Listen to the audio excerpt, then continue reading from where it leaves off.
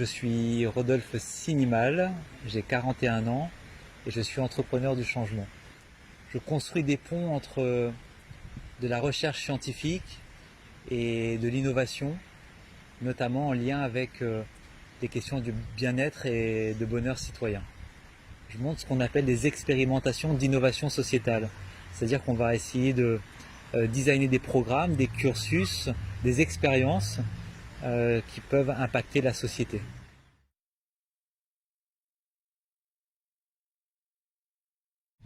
L'idée c'est est-ce qu'on peut s'offrir dans nos emplois du temps fous, et notamment pour une maman, j'imagine, qui s'occupe des enfants, du foyer, du travail, 21 minutes pour soi et pour faire attention à, à ce qui se passe en nous.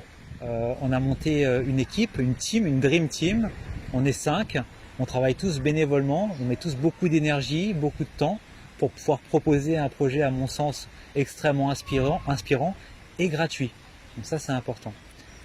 Et donc sur la dimension scientifique, le docteur Amandine Junot a créé une série de questions plutôt statistiques, quantitatives, mais aussi qualitatives, auxquelles les participantes, les 1000 participantes sont soumises en début de programme, en milieu de programme et en fin de programme pour mesurer l'évolution sur les items concernés.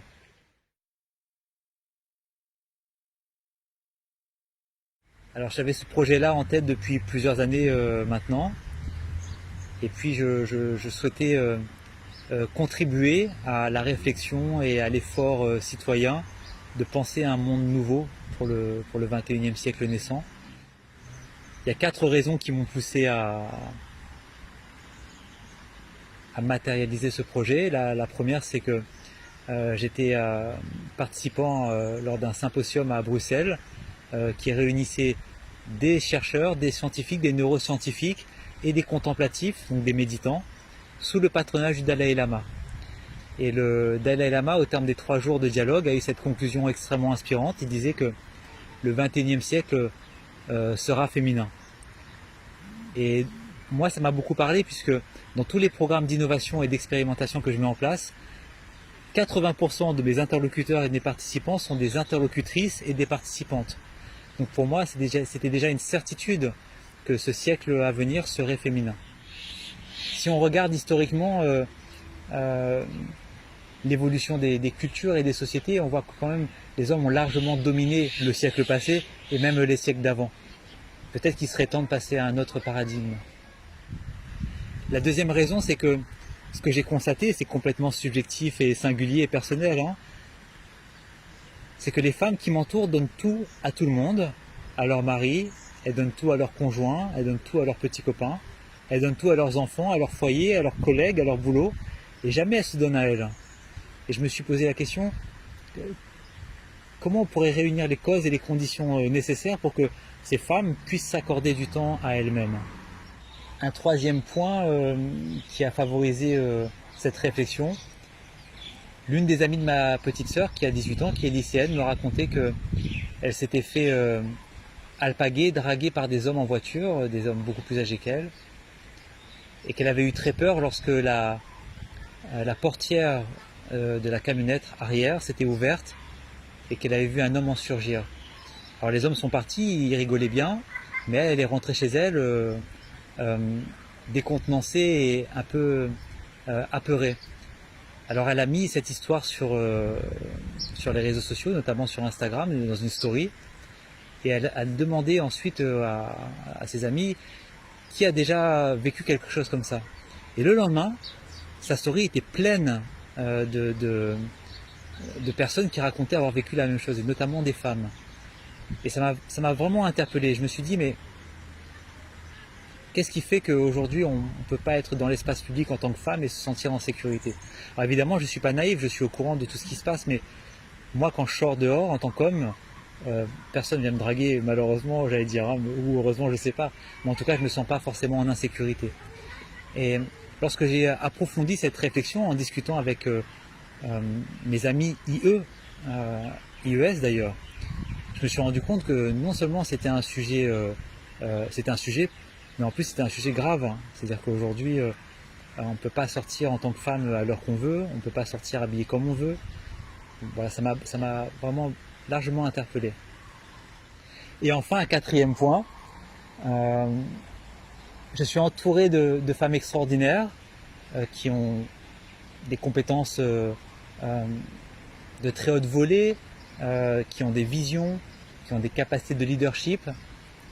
Mais pour une raison qui m'échappe, il semble que seules elles-mêmes n'arrivent pas à percevoir leur lumière.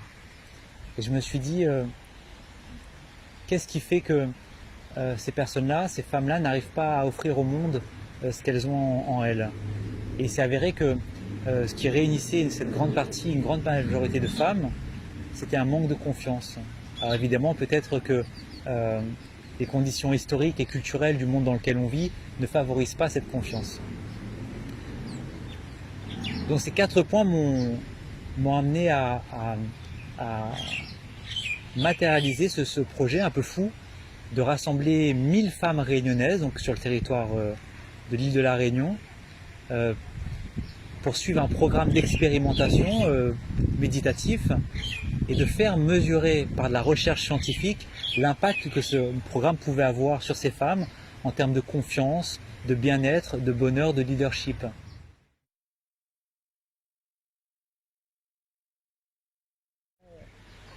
Mon ressenti, c'est que il y a un nouveau monde qui se meurt de naître, de jaillir. Il est là, il est en suspens et il est encore étouffé par le vieux monde, l'ancien monde. Mais on voit bien toutes ces crises consécutives et toutes ces initiatives où les gens se questionnent, réfléchissent, agissent également en faveur de ce nouveau monde. Je pense que le confinement a, je l'espère en tout cas, permis d'arroser ces graines dans l'esprit de chacun.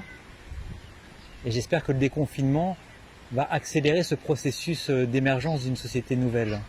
Peut-être une société plus sensible.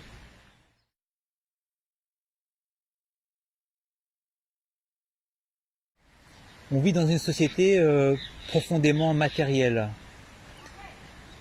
Et on a mis totalement de côté un aspect plus sacré, j'ai envie de dire spirituel, mais attention, quand je dis spirituel, je ne parle pas forcément de religion. Et encore que, une religion, religere en latin, c'est ce qui relie les hommes. Donc si on avait une société où les hommes seraient reliés, les hommes avec un grand H, évidemment que ça serait une société plus juste, plus pertinente. Mais peut-être que la méditation a tout son rôle à jouer en termes de connaissance de soi. J'aime bien cette étymologie qui est l'une des étymologies possibles du mot méditation, meditare en latin, prendre soin de son esprit. Dans cette société dans cette société malade, le directeur de l'association de psychiatrie américaine montre que pour les 20 prochaines années, le coût de la souffrance mentale sera plus élevé que celui du diabète, des maladies cardiovasculaires et du cancer cumulé. Donc on voit bien qu'il y a à l'intérieur quelque chose à découvrir et à guérir. Et je pense que la méditation, définitivement, peut aider. Bon ben merci. Hein. Merci.